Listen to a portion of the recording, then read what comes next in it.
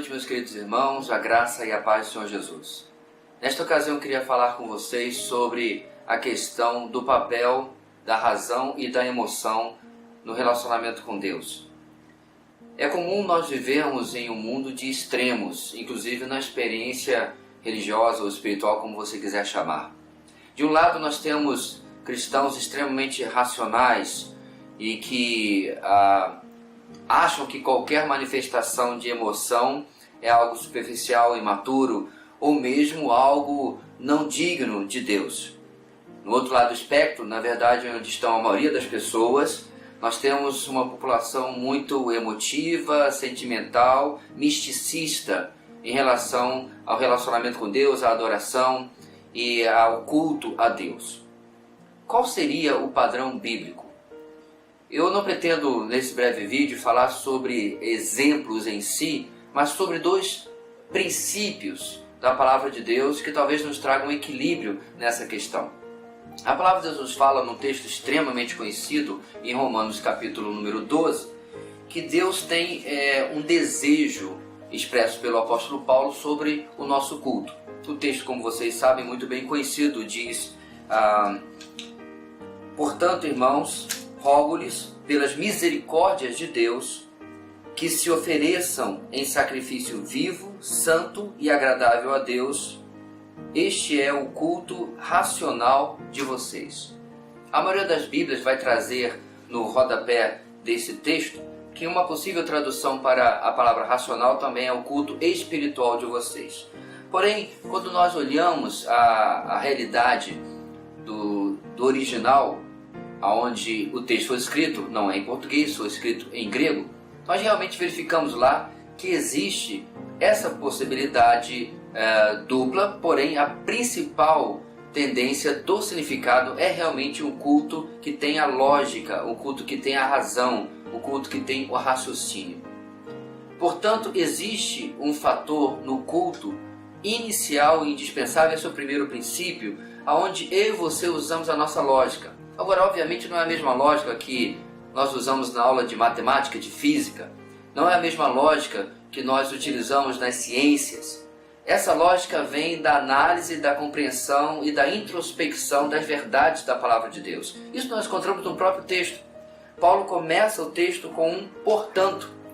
Esse portanto, não precisa ser um gênero da interpretação de textos, nos remete ao que vem antes.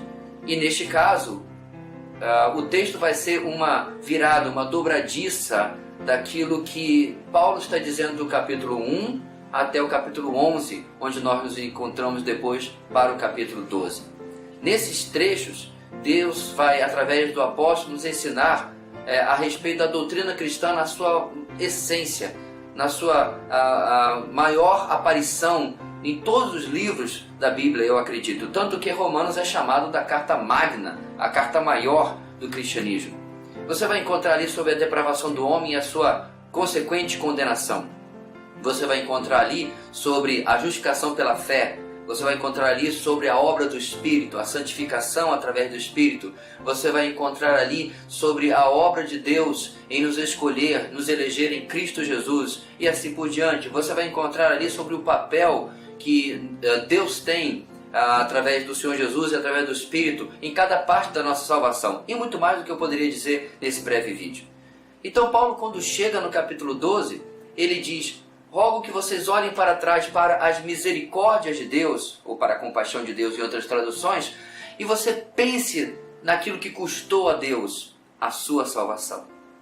Em lugar de pensar em bênçãos materiais, em lugar de pensar em até cura física, Paulo foca a razão do culto de cada cristão na obra da cruz, na obra da graça, onde realmente estão as nossas bênçãos. A maior bênção, meu querido, não é a resposta daquela oração importante que talvez você tenha para essa semana. Talvez não seja, inclusive, a resposta de alguma coisa que esteja acontecendo em um leito de hospital. Por mais urgente, com certeza Deus tem interesse em lhe ouvir assim também. Acima dessas coisas e de uma importância eterna, porém já efetiva agora, é a nossa salvação. E é disso que vai tratar os textos, os capítulos antes do capítulo 12. Agora, o segundo princípio que nós vemos nisso é que mesmo Paulo não deixa a emoção de fora. Se você voltar um pouquinho no capítulo 12 e voltar para o capítulo 11, você vai encontrar que depois de falar de toda essa, entre aspas, fria doutrina e teologia, porque não é, Paulo termina o capítulo 11 de uma maneira magnífica. Ele explode em emoção, em adoração. É o texto que diz: ó profundidade da riqueza, da sabedoria e do conhecimento de Deus, quão insondáveis são os seus juízos e inescrutáveis os seus caminhos. Quem conheceu a mente do Senhor? Ou quem foi o seu conselheiro? Quem primeiro lhe deu para que ele o recompense? Pois dele, por ele e para ele são todas as coisas. A ele seja glória para sempre. Amém. Eu lhe desafio, meu querido, conhecendo a Cristo, tendo nascido de novo e realmente apreciando o Evangelho, você ler esse texto sem que você tenha arrepio no braço, sem que você tenha uma grande emoção, sem que você tenha vontade de dar realmente glórias e aleluias ao nosso Deus. Preste atenção, somando os dois princípios, o que eu quero dizer para você nessa ocasião, nesse vídeo, é que a verdadeira emoção vem da compreensão da obra de Deus. Não vem de uma música que toca, não vem de um solo de guitarra, não vem de um solo de bateria, não vem de um ministro de louvor que mexe com as suas emoções, não vem de um pregador que bate no púlpito, que sapateia, que dá ali o seu show. A verdadeira emoção, o verdadeiro sentimento vem da lógica, da compreensão daquilo que Deus já fez na nossa vida. Meu querido, nossa mente moderna é inebriada, é intoxicada, é viciada em emoções baratas. E muitas vezes isso é trazido para dentro das igrejas. Muitas vezes isso é levado para o momento de adoração, onde você tem que sentir alguma coisa. Veja bem que eu estou defendendo aqui que o problema não é você sentir, é porque você está sentindo. Se por acaso, meu querido, a ênfase e a pompa e o tamanho e o ritmo, o tom da música provoque em você uma emoção, mas quando você começa a ouvir as verdades da palavra de Deus, quando você começa a meditar sobre o Calvário, sobre a cruz, você tem tédio? Você acha enfadonho? Existe algo errado nas suas emoções. Você passou das emoções legítimas para o emocionalismo barato. No seu quarto, sozinho com Deus, busca a Deus com intensidade, busca a Deus com emoção, busca a Deus com lágrimas, com sorrisos, com alegria, com contrição. Nada de errado há nisso, mas que seja o mover de Deus, o agir de Deus através daquilo que Ele já está fazendo, através da sua palavra.